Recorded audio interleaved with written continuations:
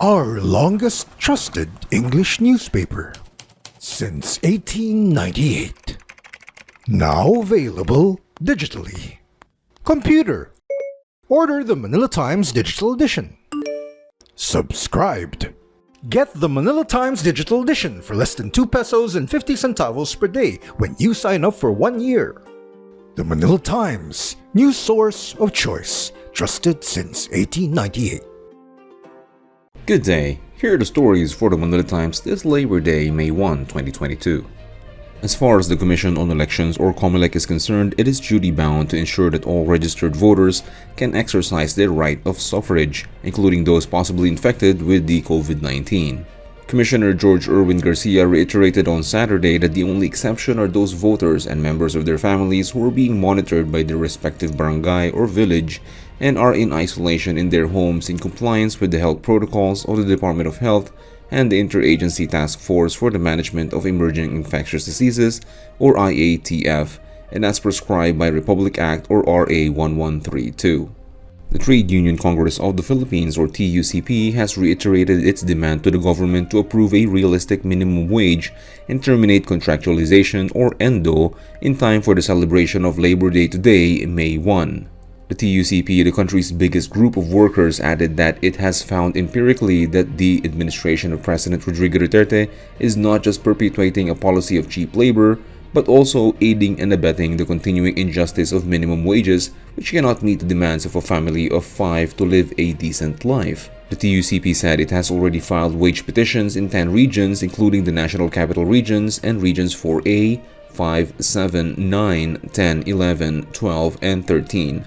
It will file petitions in Region 1 and the Cordillera Autonomous Region. Labor Undersecretary Benjo Benavides, however, denied TUCP's accusation, saying that all RTWBs around the country were now deliberating on the proposed wage increases in their respective regions and would soon come up with recommendations.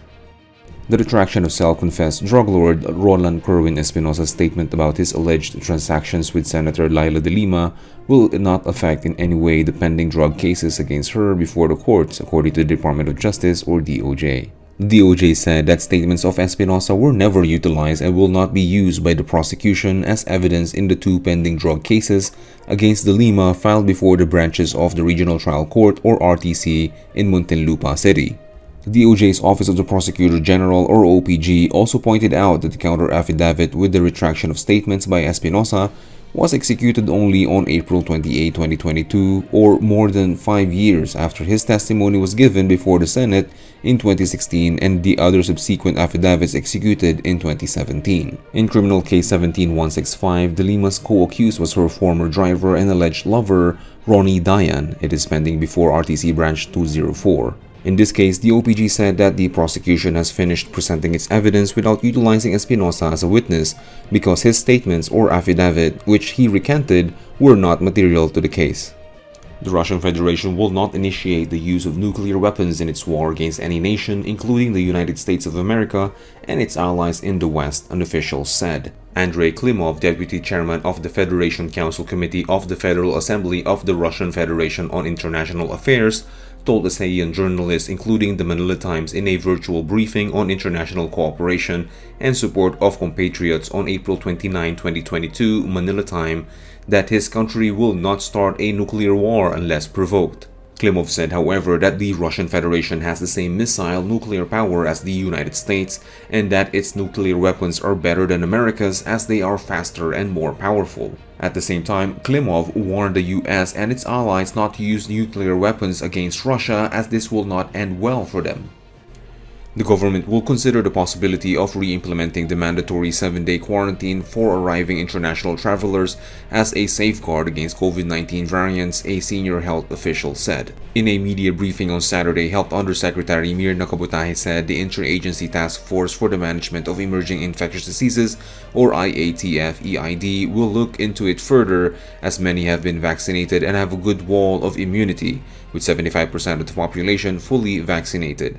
But visitors must continue to observe minimum health protocols upon arrival in the country. KUWTT issued a statement after Philippine College of Physicians President Dr. Maria Encarnita Limpin called on the government to reintroduce the measure following the detection of the Philippines' first case of the BA.12 subvariant of COVID-19 in a 52-year-old Finnish woman who conducted seminars in Quezon City and Baguio. KUWTT said that individuals who have had close contact with the Finnish woman have been traced and tested.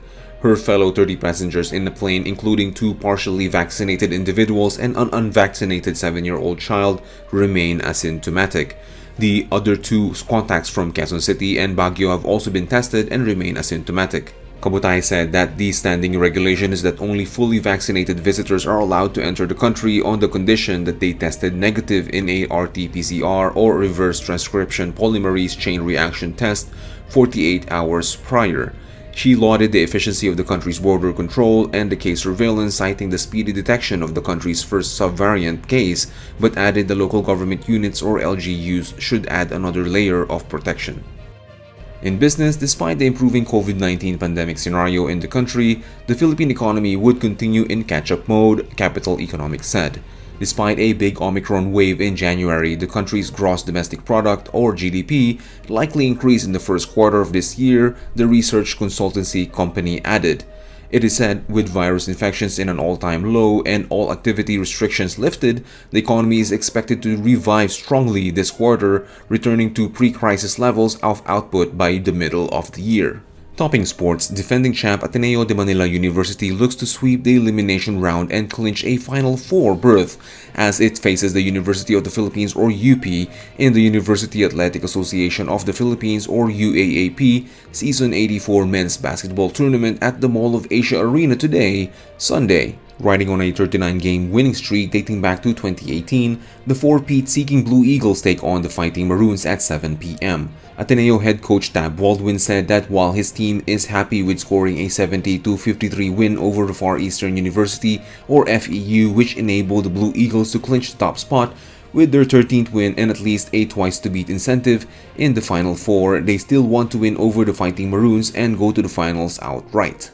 Marlon Ronquillo is today's front-page columnist as he tackles the rise of so-called political heretics. Today's editorial discusses Vice President Maria Leonor Leni Robredo's decision to call for a debate against her rival, former Senator Ferdinand Bongbong Marcos Jr. Read the full version on the paper's opinion section or listen to the Voice of the Times. The Manila Times is pleased to announce the appointment of Edumar Dummy Madlangbayan as Vice President or VP for Innovation and Business Development effective on May 1, 2022. Madlangbayan, who has been with the paper for 3 years as a consultant for business development, has assisted in growing and transforming the Times from a legacy publication, having been in circulation since 1898, to a multimedia company and news source of choice that now has a foothold not only on print but online with its digital edition and website that offers content on its various social media and video platforms. Throughout the pandemic, Madlangbayan, in coordination with the editorial team, helped train Times staff to become a hybrid workforce that has allowed the paper to operate 24/7 and ensure uninterrupted news service to its readers despite the lockdowns. Madlangbayan brings to the fore nearly 2 decades worth of expertise, skill sets, and technical know-how in website development and design. The 39-year-old executive and entrepreneur from Oriental Mindoro also draws from his experience as the former managing editor of the Varsitarian, the official student publication of the University of Santo Tomas, graduating with a Bachelor of Science in Biochemistry. For more news and information, get a copy of the Manila Times on print, subscribe to its digital edition, or log on to www.manilatimes.net. Follow us on Twitter, Facebook, or Instagram and keep up with the Times. For the Manila Times, this is Paulo Dimapi.